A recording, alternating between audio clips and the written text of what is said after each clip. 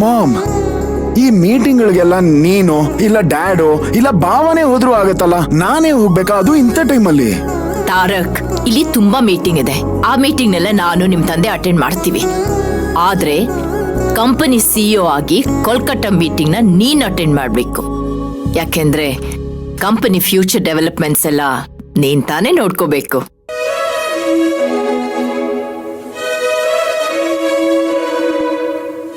Ma'am, ಅವ್ರ ತಂದೆಗೆ ನಾವು ನಾಳೆನೆ ಮನೆಗೆ ಬರ್ತೀವಿ ಅಂತ ಹೇಳಿದೀವಿ. ಅದು ನೀನ್ ಹೇಳಿದ್ಮೇಲೆ ನಾನು ಹೋಗಿ ಹೇಳಿದ್ದಲ್ವಾ. ಇಂಥ ಟೈಮಲ್ಲಿ ನೀನು ಮೀಟಿಂಗ್ಗೆ ಅಂತ ಹೊರಗಡೆ ಕಳ್ಸಿದ್ರೆ ಹೇಗೆ ಮಾಮ್?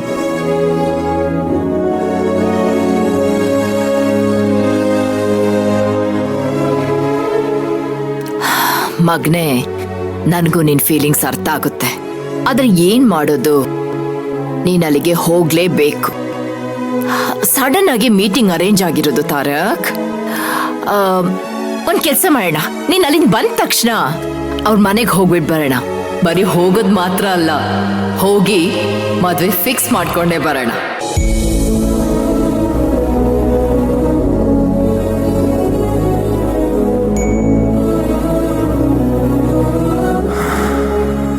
ಸರಿ ಮಾಮ್, ನಾನು ಕೋಲ್ಕತ್ತಾಗ ಹೋಗಿ ಬರ್ತೀನಿ. That's my boy.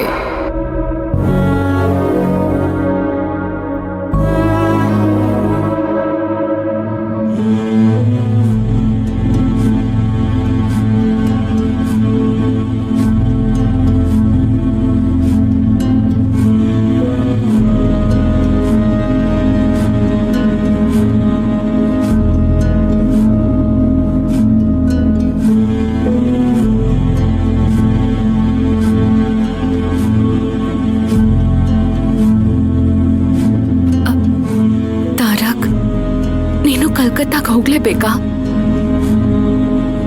ಬೇರೆ ಯಾರನ್ನಾದ್ರೂ ಅಸೈನ್ ಮಾಡ್ಬೋದಲ್ವಾ? ಅದನ್ನೇ ನಾನು ಟ್ರೈ ಮಾಡಿದೆ ನಂದು.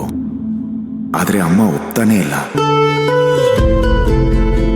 ಅಲ್ಲೇನ್ ಜಾಸ್ತಿ ಕೆಲಸ ಇಲ್ಲ ನನ್ಗೆ. ಇವತ್ ರಾತ್ರಿ ಫ್ಲೈಟ್ ತಗೊಂತಾ ಇದ್ದೀನಿ. ನಾಳೆ ಮಧ್ಯಾಹ್ನ ಮೀಟಿಂಗ್ ಇದೆ. ಅದನ್ನ ಮುಗಿಸ್ಕೊಂಡು ಇಮಿಡಿಯೇಟ್ಲಿ ಫ್ಲೈಟ್ ತಗೊಂಡು ವಾಪಸ್ ಬರ್ತಿರೋದೆ. ನಿನ್ನ ಒಂದು ಕ್ಷಣ ನೋಡ್ತಾ ಇದ್ರೇನೆ ನಾನೇನೋ ಕಳ್ಕೊಂಡ ಹಾಗಾಗತ್ತೆ. ಅಂಥದ್ರಲ್ಲಿ ಒಂದು ದಿವಸ ಹೇಗ್ ಕಳೀಲಿ ತಾರಕ್?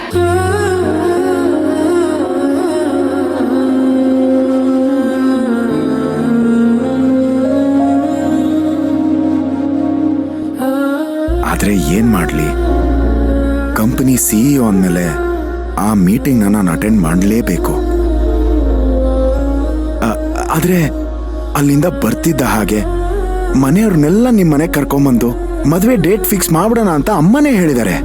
ಹಾಗಾಗಿ ನನಗೂ ಅಲ್ಲಿಂದ ಬೇಗ ಬರಬೇಕು ಅನ್ನೋ ಅರ್ಜೆನ್ಸಿ ಇದ್ದೇ ಇದೆ.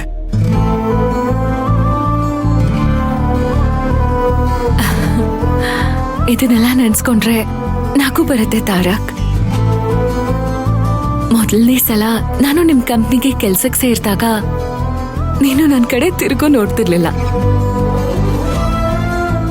ನೀನಾಯ್ತು, ನಿನ್ ಕೆಲ್ಸ ಆಯ್ತು ಅಂತ ನಿನ್ ಪಾಡದ್ ನೀನಿರ್ತಿದ್ದೆ. ಆದ್ರೆ ಯಾವಾಗ ಒಂದು ಸಲ ನನ್ ಕಡೆ ನೋಡಿದ್ಯೋ ಆಗ್ಲಿಂದ ನಿನ್ ಕಣ್ಣು ಬೇರೆ ಕಡೆ ನೋಡೇ ಇಲ್ಲ.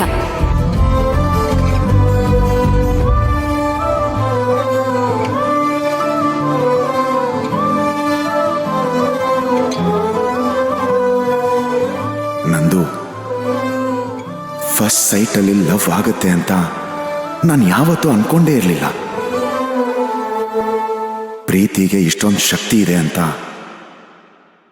ನಿನ್ನ ನೋಡಿದ್ಮೇಲೆ ಗೊತ್ತಾಗಿತ್ತು.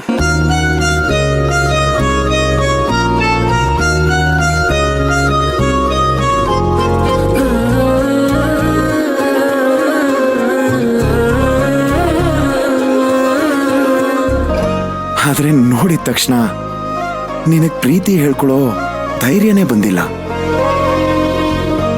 ಯಾವಾಗ ನಿನಗೆ ಪ್ರೀತಿ ಹೇಳ್ಕೋತೀನಿ ಅಂತ ಮನ್ಸು ಚಡ್ಪಡಿಸ್ತಾನೆ ಇತ್ತು. ಆದ್ರೂ ಕೊನೆಗೂ ಧೈರ್ಯ ಮಾಡಿ ನನ್ನ ಪ್ರೀತಿನ ನಿನ್ನ ಹತ್ರ ಹೇಳ್ಕೊಂಬಿಟ್ಟೆ. ಒಪ್ಕೋತೀಯೋ ಇಲ್ವೋ ಅಂತ ನನ್ನ ಮನ್ಸು ಟವ ಟವ ಟವ ಅಂತ ಒಡ್ಕೋತಾನೆ ಇತ್ತು.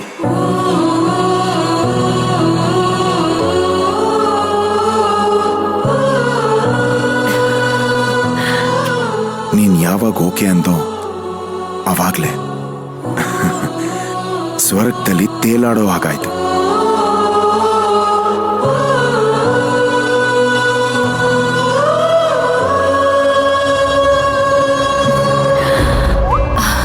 ನನ್ಗೂ ಆ ಸಮಯದಲ್ಲಿ ಅಷ್ಟೇ ಭಯ ಆಗಿತ್ತು. ನೀನೆಲ್ಲಿ ನಾನೆಲ್ಲಿ ಅನ್ನೋ ಯೋಚನೆ ಮನ್ಸಲ್ಲಿ ಓಡ್ತಾನೆ ಇತ್ತು. ಆದ್ರೆ